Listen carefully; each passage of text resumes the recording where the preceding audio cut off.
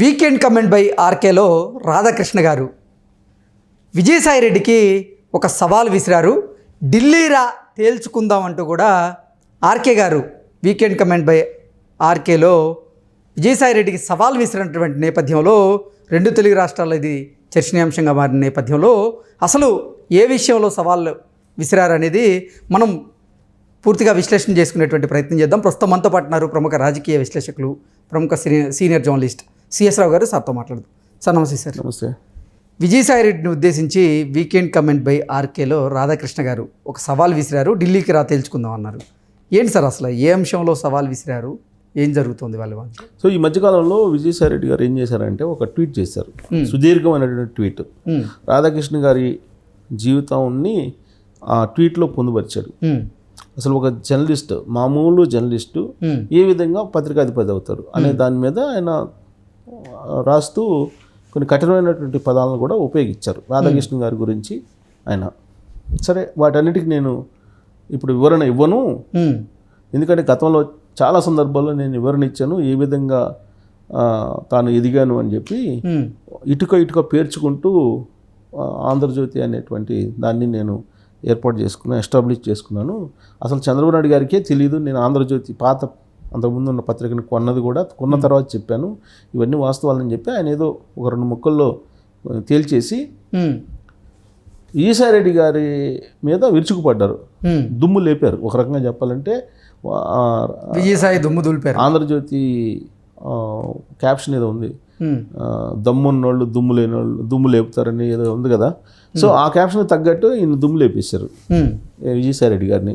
అసలు ఎలాంటి పదజాలాన్ని ఉపయోగించంటే అత్యంత నీచమైనటువంటి రాజకీయాలు లేచినటువంటి రాజకీయ నాయకుడు ఎవరైనా ఉన్నారంటే విజయసాయిరెడ్డి గారు అని చెప్పి తెలియజేశారు. దాంట్లో అత్యంత నీచమైనటువంటి రాజకీయాలు చేస్తారని చెప్పి చెప్తూ నీచ్ కమీన్ విజయసాయిరెడ్డి గారు అని చెప్పి రాశారు. నీచ్ కమీన్ తర్వాత ఏమొస్తుందో అందరికీ తెలుసు, బట్ ఆ ప్లేస్లో విజయసాయిరెడ్డి గారి పేరు పెట్టారు. నీచ్ కమీన్ కు డాష్ డాష్ ఉంటుంది కదా, ఆ కు డాష్ డాష్ బదులు విజయసాయిరెడ్డి గారిని తెలుసు నీచ్ కమీన్ కు అని చెప్పి రాశారు. ఆయన్ని రాసి నువ్వు ఏదైనా మాట్లాడాలనుకుంటే చర్చకి నేను సిద్ధము, నా మీద ఆరోపణలు చేశావు కదా, ఈ ఆరోపణల మీద అలాగే మన ఇద్దరం చర్చించుకుందాము. సో నువ్వు A2గా ఉన్నావు, సో నువ్వు A2 విజయసాయిరెడ్డి చేసే ఆరోపణలకి ప్రతిసారి నేను వివరణ ఇచ్చేటువంటి పరిస్థితి కాదు. నువ్వు ఆయన ఏమన్నాడంటే తెలుగేతర ప్రాంతాల్లో ఎక్కడైనా చర్చకు సిద్ధమని అన్నాడు ఆయన. ఎవరు? విజయసాయిరెడ్డి గారు ఆ ట్వీట్లో. సో మనం ఢిల్లీ వెళ్దాం, ఢిల్లీలో పెట్టుకుందాము, లైవ్ టెలికాస్ట్ ABN ఉంటుంది, అలాగే మీ మీడియాని కూడా కూలి మీడియాని కూడా తీసుకొచ్చుకో, వ్రాత మీడియాని కూలి మీడియాని తీసుకొచ్చుకో అని చెప్పి ఆయన రాశారు. టెలికాస్ట్ లైవ్ పెట్టుకొని నువ్వు కనుక ఢిల్లీకి వస్తే మనం ఢిల్లీలో ముఖాముఖి చర్చ పెడదాము, ఆర్కే వీకెండ్ పెట్టేద్దాము, పెట్టేసి చర్చ పెడదాం, లైవ్ పెట్టేసుకుందాము, తేలిపోద్ది, నువ్వు నేనే తేలిపోద్ది ఏదనేది.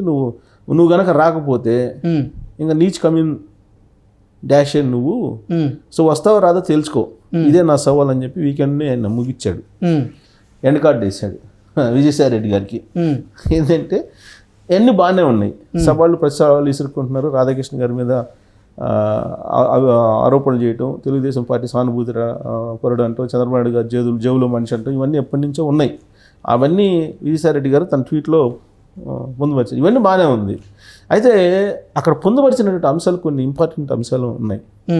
ఏమున్నాయంటే ఈ విజయసాయిరెడ్డి గారు అనేక సందర్భాల్లో రాధాకృష్ణ గారిని కలిశారు అనేది, తను కలిశారు అని చెప్పి రాశారు, ఆ వీకెండ్లో రాశారు. ఈ విజయసాయిరెడ్డి అని అతను తను కలిశారు అని చెప్పి రాశారు. రాస్తే ఒక పాయింట్, నేను ఎప్పుడైనా మీ ఇంటికి వచ్చానా, మీరు నా ఇంటికి ఎన్నిసార్లు వచ్చారు, ఎందుకు వచ్చారు అని చెప్పి ప్రశ్నిస్తూ ఏ డీల్ సెట్ చేయడానికి. ఇప్పుడు ఆ ట్వీట్లో మీకు అబ్జెక్షన్ వర్డ్స్ ఏంటంటే విజయసాయిరెడ్డి గారు పొందుపరిచినటువంటి ట్వీట్లో ఈయన ఒక బ్లాక్మెయిల్ అని, తర్వాత డీల్స్ రాజా అని డీల్ చేస్తారని చేశారు, డీల్ మెయిల్ అని ఏదో పెట్టారు. డీల్స్ చేస్తారు అంటే మధ్యవర్తిత్వం, బ్రోకరేజ్ అని చేస్తారు రాధాకృష్ణ అనే యాంగిల్లో రాశారు. బ్లాక్మెయిల్, డీల్ మెయిల్ అని రాశారు, డీల్ మ్యాన్ అని ఏదో రాశారు. ఇది ఆ ట్వీట్లో దాన్ని చేస్తూ నేను డీల్ చేస్తాను, మధ్యవర్తిత్వం ఇస్తాను అని అంటున్నావు కదా. సో ఆ కర్మ నాకేం పట్టలేదు. ఒకవేళ అదే కనుక జరిగితే, అదే కనుక నిజమైతే, నేను జగన్మోహన్ రెడ్డి గారు మధ్యవర్తిత్వం పంపించారు కదా, అలాగే కేసీఆర్ గారు కూడా పంపించారు, ఇద్దరితోటి నేను భారీ అమౌంట్స్ తీసుకొని నేను కాముగా ఉండేవాడిని కదా. మరి మధ్యవర్తిత్వం తీసుకొచ్చింది ఎవరు? విజయసాయి రెడ్డి నువ్వే కదా. ఇది జగన్మోహన్ రెడ్డి గారి మీద రాయకుండా, జగన్మోహన్ రెడ్డి ప్రభుత్వం మీద రాయకుండా ఉండడానికి డీల్ కోసం వచ్చావు కదా. నువ్వు వచ్చిన నువ్వు చేసిన నువ్వు ఏం కావాలో అడుగు అని అంటే నేనేం చెప్పాను? చట్టబద్ధ పాలన చేస్తే చాలు, అంతకు మించి వద్దు, ప్రజాస్వామ్యబద్ధంగా రాష్ట్రాన్ని అభివృద్ధి చేస్తే చాలు అని చెప్పాను కదా. అది నీకు కూడా తెలుసు కదా. నువ్వు ఎన్నిసార్లు కలిసావు నన్ను? ఎందుకు కలిసావు? ఏ డీల్ సెట్ చేసుకోవడానికి కలిసావు నువ్వు? సో ఎవరు డీల్ మ్యాన్? డీల్స్ చేసేది ఎవరు చేస్తారు డీల్స్ అనే దాని మీద ఒక రకంగా చెప్పాలంటే ఎక్కి దిగారు విజయసాయి రెడ్డి మీద. ఎవరు? రాధాకృష్ణ గారు దిగుతూ ఆయన ఒక ప్రస్తావన తీసుకొచ్చారు. ఆ డీల్స్లో ఏమేమి డీల్స్, ఎలాంటి డీల్స్ తీసుకొచ్చావు అనేది నేను చెప్పను, ధర్మం కాదు, ఎందుకంటే ఇద్దరి మధ్య జరిగింది కాబట్టి అని చెప్పి మెన్షన్ చేశారు. కరెక్ట్గా నాకు ఇక్కడే కొంచెం ఎందుకు ఇలా రాశారు అనిపించింది నాకు. కారణం ఏంటంటే ఒక ఇద్దరు వ్యక్తుల మధ్య జరిగింది రహస్యం అయితే ఓకే, రహస్యంగా ఉంచవచ్చు, కానీ డీల్స్ కోసం వచ్చినప్పుడు నువ్వు ఏం చెప్పాను అని చెప్పి నువ్వు మెన్షన్ చేసినప్పుడు రాధాకృష్ణ గారు ఆ డీల్స్ ఏం తీసుకొచ్చారో ఆ డీల్స్ వివరాలు ఏంటి అనేది కూడా మెన్షన్ చేయాలిగా. తర్వాత కొన్ని రహస్యాలు నేను చెప్పను అన్నారు, ఎందుకంటే ఇద్దరు వ్యక్తుల మధ్య కూడినటువంటి రహస్యాలు అవి నేను చెప్పను అని అన్నారు. అంటే వాళ్ళిద్దరి మధ్య అంత బంధం ఉందా అనేటువంటి సందేహం వస్తుంది కదా అది చదివిన వాళ్ళకి. విజయసాయి రెడ్డి గారికి, రాధాకృష్ణ గారికి ఒక అండర్స్టాండింగ్ ఉందా అనే అనుమానం వస్తుందిగా. ఉందని నేను అంటలా, నేను కొన్ని చెప్పలేను అని అన్నారు. మీ ఇద్దరి మధ్య ఏం లేనప్పుడు ఎందుకు చెప్పకూడదు? ఒక బంధం అనేది లేదు, బాండింగ్ లేదు ఇద్దరి మధ్య, ఇద్దరు మిత్రులు కాదు కదా, ఇద్దరైతే మిత్రులు కాదు కదా. పని మిత్రులను ఒప్పుకుంటున్నాం, సో మిత్రులను ఒప్పుకుంటే ఓకే. ఇప్పుడు ఆయన వచ్చి నీతోటి ఎన్నిసార్లు, చాలాసార్లు వచ్చాడని చెప్పారు, అన్నిసార్లు రావడానికి అవసరం ఏంటి అసలు అనే డౌట్ వస్తుంది కదా చదివిన వాళ్ళకి. అన్నిసార్లు ఎందుకు వస్తారు? ఇప్పుడు ఒక ఇద్దరు మనుషులు కలుస్తారండి, కలిసినప్పుడు వాళ్ళిద్దరికి పడదు అన్నప్పుడు రెండోసారి ఆ వ్యక్తి రాడు కదా, మూడోసారి రాడు కదా, నాలుగోసారి రాడు కదా, మరి అన్నిసార్లు ఎందుకు వచ్చాడు? దానికి అనుమానం వస్తుంది ఆ వీకెండ్ చదివితే. ఒకటి. రెండు, నెల క్రితం కూడా వచ్చాడని చెప్పారు. నెల క్రితం ఎందుకు వచ్చినట్టు? నెల క్రితం కూడా వచ్చి కలిశాడు అని చెప్పారు. మరి ఎందుకు వచ్చినట్టు? ఇన్నిసార్లు ఎందుకు వచ్చినట్టు?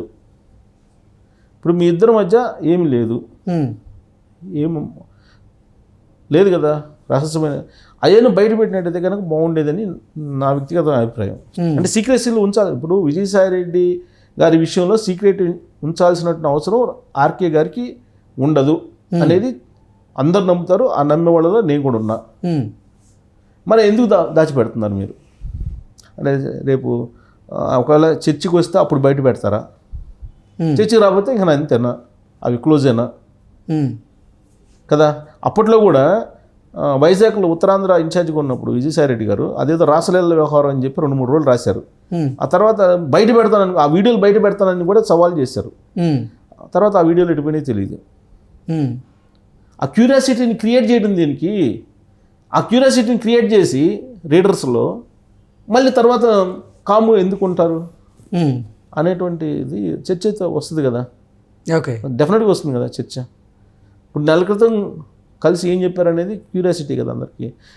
తర్వాత కొన్ని హింట్స్ ఇచ్చారు, బహుశా అదే చెప్పారేమో తెలియదు మనకి. ఏమి హింట్స్ ఇచ్చారంటే జగన్మోహన్ రెడ్డి నన్ను నమ్మట్లేదు, దగ్గర రానివ్వట్లేదు అనేది చెప్తున్నారని. ఎవరు? విజయసాయి రెడ్డి చెప్పారు, జగన్మోహన్ రెడ్డి తను నమ్మట్లేదు, తన దగ్గర రానివ్వట్లేదు అనేటువంటిది అందరికీ చెప్తున్నాడు ఆయన అని చెప్పి చెప్తున్నాడు. బహుశా అందరికీ చెప్పేది ఈయన కూడా చెప్పారా అనేది తెలియట్లా. రెండో హింట్ ఏమి ఇచ్చారని అంటే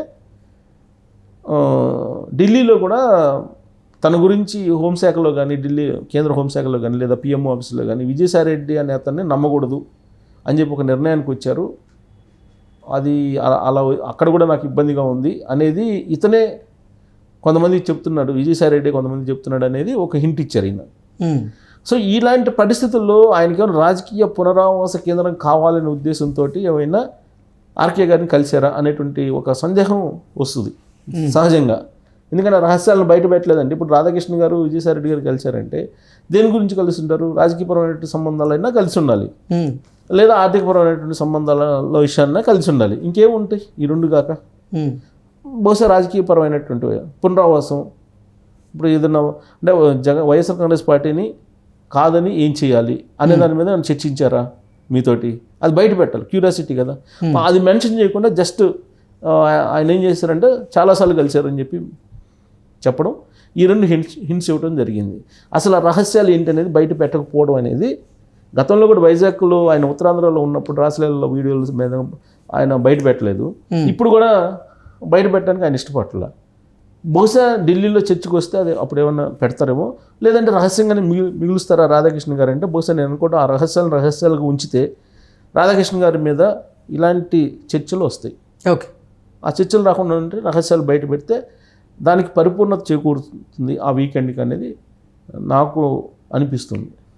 okay sir, thank you so much. Thank you.